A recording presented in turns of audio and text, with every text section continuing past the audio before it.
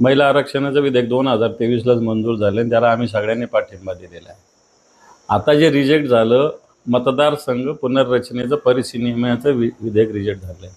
तर एवढंच त्यांना हे होतं, तर मग त्यांनी वेगवेगळं आत्ताही म्हणणं आहे की आत्ता या 543-44 मतदारसंघात 33% आरक्षण लागू करावं. चला, आमचे खासदार असतील त्यांचे मतदारसंघ रिझर्व झाला तरी चालेल.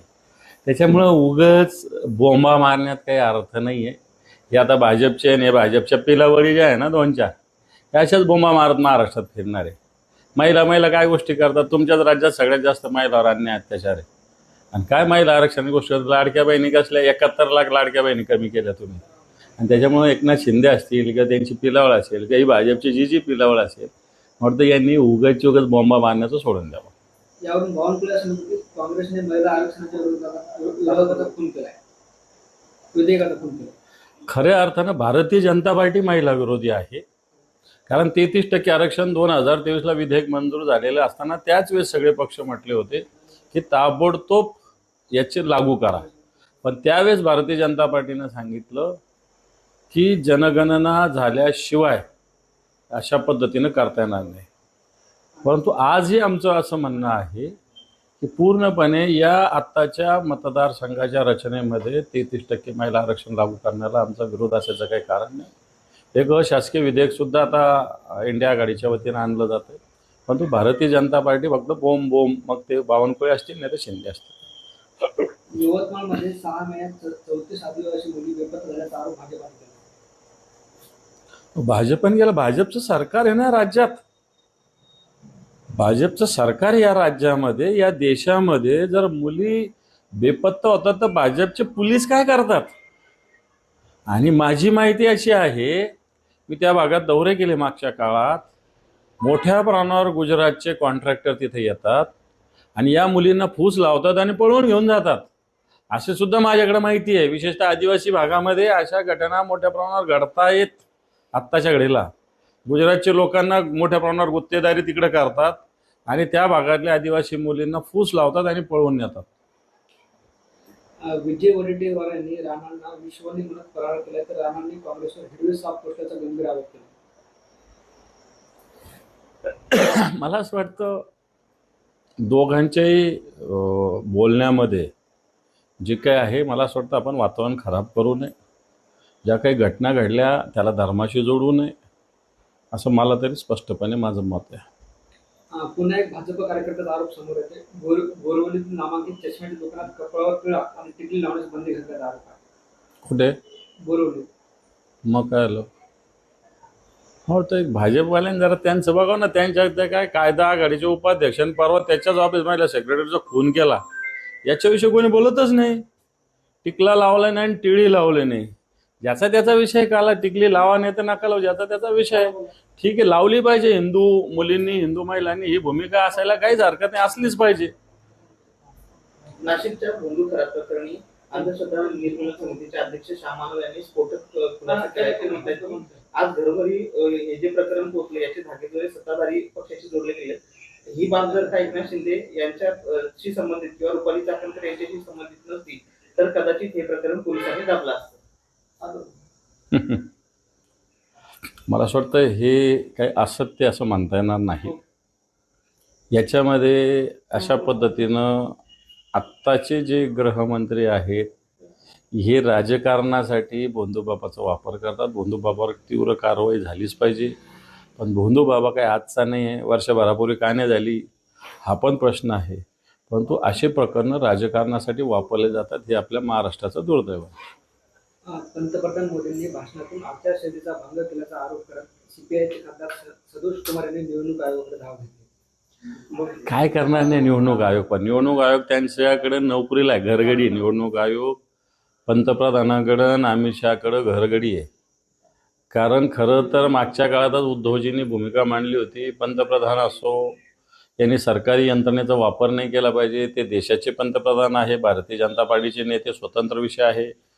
परंतु देशाची प्रॉपर्टी असणारे विमान वापरले जातात, देशाची प्रॉपर्टी सगळी वापरली जातात आणि स्वतःच्या पक्षाचा प्रचार केला जातो. त्यामुळं निवडणूक आयोगाकडे पंतप्रधानाची तक्रार केली तर निवडणूक आयोग यांच्या घरगडीच आहे. त्याच्यामुळे आता याला आपल्याला या ताकदीनं सामोरं गेलं पाहिजे. आता मी माहिती घेतली पश्चिम बंगालमध्ये कित्येक व्यावसायिकावर जे तृणमूल काँग्रेसला सपोर्ट करतात त्यांच्यावर छापे टाकले. भाजपवाले सपोर्टवर नाही टाकले तुम्ही. जे एखाद्याची विचारसरणी असू शकते एखाद्या पक्षाच्या विचाराची, त्याच्यावर छापे टाकणं त्या व्यावसायिकावर, हा काय प्रकार आहे? वैजापूरमध्ये एका कार्यक्रमात अतुल साहेब बोलताना असं म्हटलं की जिल्हाध्यक्ष पदासाठी त्यांना जे आहे संजय निकम यांनी जाहीरपणे मदत केली होती, जाहीरपणे निवडलं त्या दिवशी. मी याची माहिती घेईल, परंतु शिवसेना पक्षाचा जो आदेश होता तो सगळ्यांनी पाळलेला आहे एवढं मला माहिती आहे. गुणरत्न सदावर्ते यांचं पुन्हा एक वादग्रस्त वक्तव्य समोर आले. ते मंत्री प्रताप सरनाईक यांना गांडोळे असं म्हणतात. काय म्हटलंय? गांडोळे.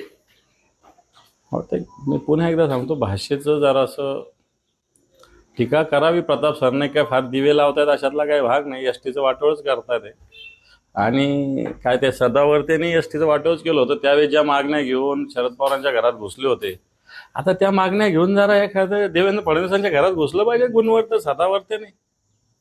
एस टीचं सरकारी कर्मचाऱ्याचा दर्जा एस टीला द्यावा, वेतनवाढीच्या विषयी गुणवंत सदावर्तेने कोविडच्या काळात आंदोलन केलं. त्याच्यावर पडळकर, सदाभाऊ खोदी मंडळी होती.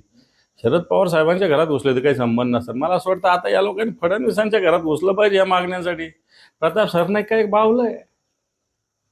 दिवंगत उपमुख्यमंत्री अजित पवारांच्या विमान अपघाताचा तपास आता सीआयडीकडे सोपवण्यात आला. अपघाताचं गांभीर्य पाहता तपास सीआयडीकडे सोपवलाय. आता त्यातून काय माहिती समोरलेली याकडे लक्ष लागेल. हे पण लोकांच्या मनात या अपघाताविषयी संशय आहे, तो काही अजूनही दूर झालेला नाही.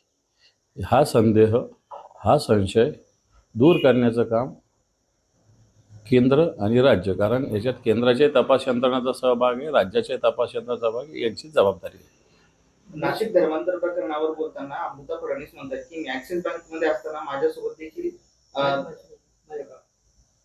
माझ्या काळात तर तसा प्रकार घडला होता असं खुद्द मुख्यमंत्र्यांच्या पत्नीच बोलतात. नाही, खरं तर असं जिथं जिथं होत असेल, कारण नोकरीच्या ठिकाणी असते तिथं धर्माचा कोणताही संबंध येत नाही. आणि आता असं प्रकरण घडलं असेल तर अमृता वहिनी आणि देवेंद्रजी किती वर्षानं गृहमंत्री आहे? फक्त मधला 2-2.5 वर्षाचा काळ सोडला तर 2000 पासून देवेंद्रजीच गृहमंत्री आहे. तर अमृता वहिनींनी मला वाटतं बाहेर बोलण्यापेक्षा देवेंद्रजींना सांगितलेलं बरं होईल. मराठी न येणाऱ्या तरुणावर माडाचे उपाध्यक्ष संजू जयस्वाल संतापलेले पाहायला मिळाले. तुम्ही घुसखोर आहात की नाही हे सिद्ध करण्याची वेळ माझ्यावर असं संजू जयस्वाल म्हणतात.